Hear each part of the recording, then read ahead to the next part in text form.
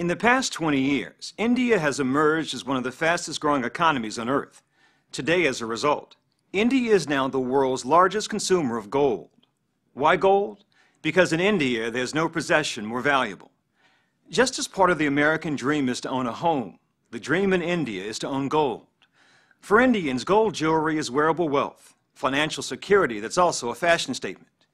India's love for gold is as ancient as its culture, and with its growing prosperity, the one event that drives most of that demand is an Indian wedding. The story will continue in a moment.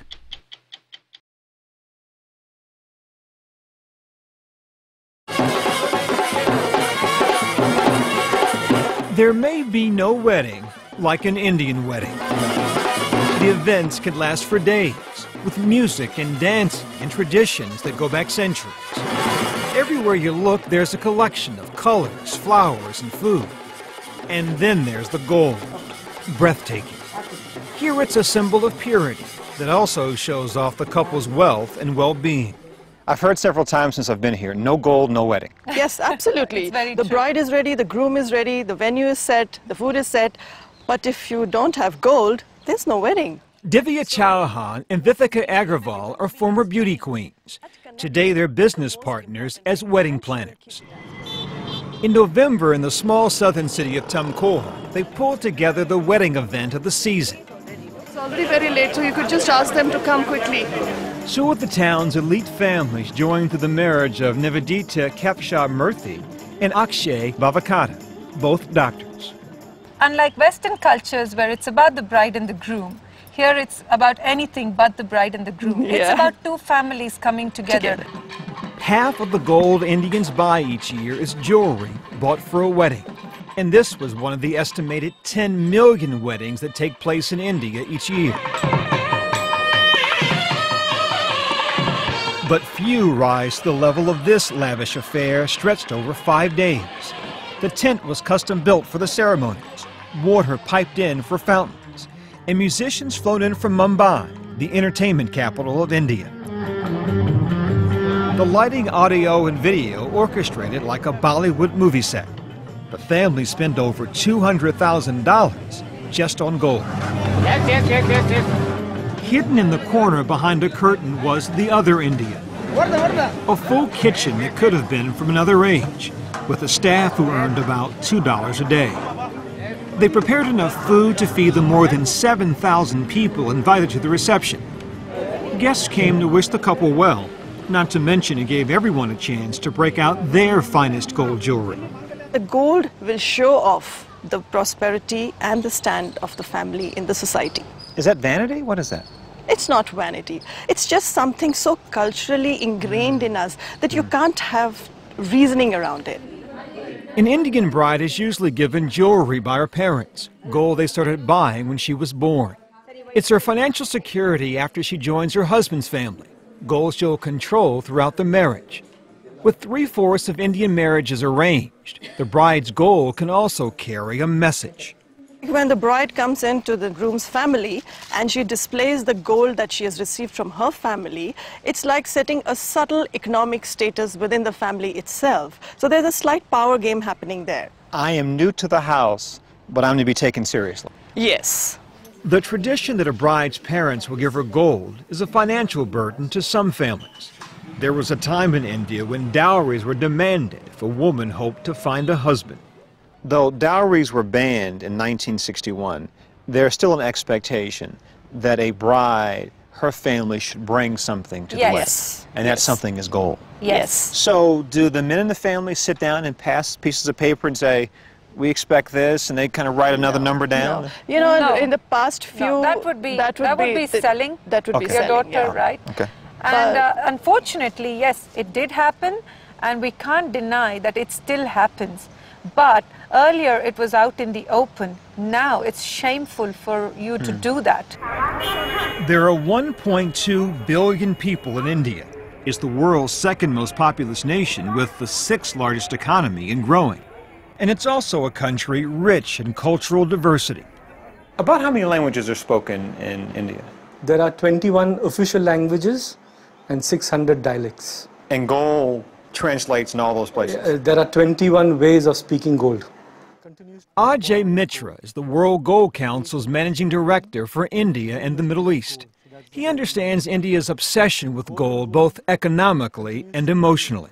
For most Americans, gold is nice, but it isn't a necessity for most Americans. But for people here, gold is a necessity.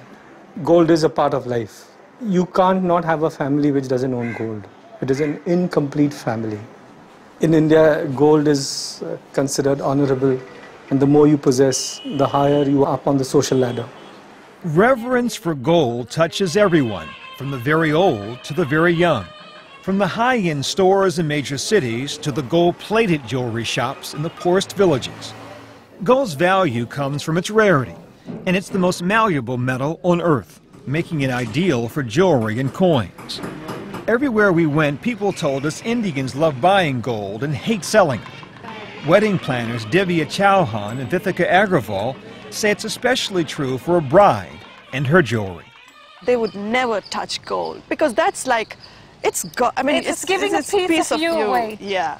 How do you give away something or sell something that was passed on by your grandmother? And for example, what I'm wearing was something my parents took me to the store when I was 15 and said, okay, buy something you like. And I'm like, for what? Because at 15, I'm not interested in gold. I'm like, give me the money, I'll go do something else. Yeah. But they're like, no, for your wedding. I'm like, I'm only 15, don't talk to me about wedding. But they said, you have to get married one day. So, I mean, it's impossible for me to imagine that one day I might have to sell it. But at the same time, I know it's there in case I need it. What is this area? This is Zaveri Bazaar. It's one of the oldest gold markets in India. Zaveri Bazaar in Mumbai has been the hub of India's gold trade for the past 150 years. We walk through it with Gargi Shah, a precious metals analyst with GFMS. It's the London-based publisher of the annual Gold Survey, considered the industry's Bible on bullion. Where does India rank in the world stage as it relates to gold? Today's India's position is at number 1, both in consumption of jewelry as well as physical bars and coins. In recent years, India's demand for gold accounted for 32% of the world's gold market. That's 4 times the demand in all of North America. Almost all of India's gold is imported. Indian mines produce less than 1% of the world's supply. The rising price of gold over the past decade sent Indians rushing to buy more before prices went even higher. Most Indians believe that the value of gold will keep increasing. Indeed. And that but the reality is it can't, right? At some point it will slow down, it will stop, it will, God forbid, lose some value, yes? Try explaining that to an Indian. It's impossible to tell an Indian consumer that the gold prices will fall tomorrow because there is such a strong belief, and this belief has been backed by its own performance. You're dealing with tradition, you're dealing with culture, you're dealing with history. And you have to also understand that unlike diamonds and platinum, which are much more expensive than gold, gold is considered sacred here. The Bhavakati wedding was a Hindu ceremony, the religion for 80% of Indians. The bride and groom had gold on them and all around them, a powerful symbol of purity and eternity that Hindus elevate to the status of a goddess.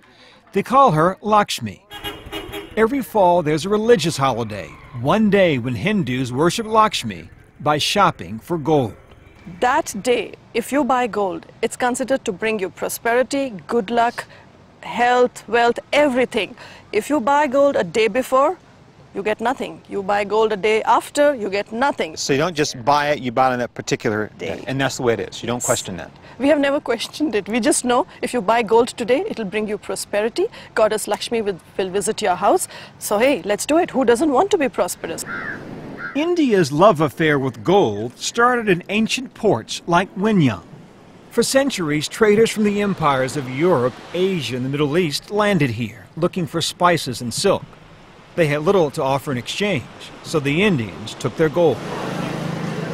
Gold is so important to the lives of Indians, the poor can now get financing for it.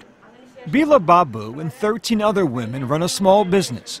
Every week they collect part of their hard-earned money, about $5 apiece, in a pilot program that lets them buy gold, 1 gram at a time. How many of these do you have so far? One. It's so small it comes in credit card-sized packaging. At $60 a gram, it takes months to earn one.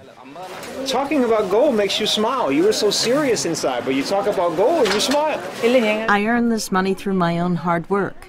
That makes me happy. India has close to 400 million population that is classified as the poorest of the poor. Ajay Mitra's employer, the World Gold Council, is funded by a group of mining companies to promote the sale of gold. He created the program to help India's poor, not to mention the gold industry. How would you characterize the role that India plays in the price of gold? The demand for gold out of India is fundamental for the health of the industry. If India sneezes, the gold industry will catch cold. People in the West can think what they want. The folks in London can set prices as much as they want. Right. What happens in India is what determines what happens with gold. Right. For now, much of India's demand for gold can be found in high-end stores like Anmol, owned by Ishu Datwani. This is the lower end of the spectrum. This starts at about $500. This is a chain from Italy. Yeah. You wouldn't wear that to a wedding. You wouldn't wear that to a wedding. No, you wouldn't. You wouldn't be caught dead with it in a wedding. This is about $30,000. $30,000? $30,000, yes. And people are coming in and buying that? Yes. With India a rising economic powerhouse, the number of rich and middle-class families now outnumber the poor.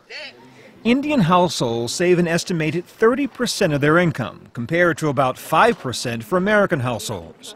That combination of rising incomes and savings prowess will enable Indians to buy more gold.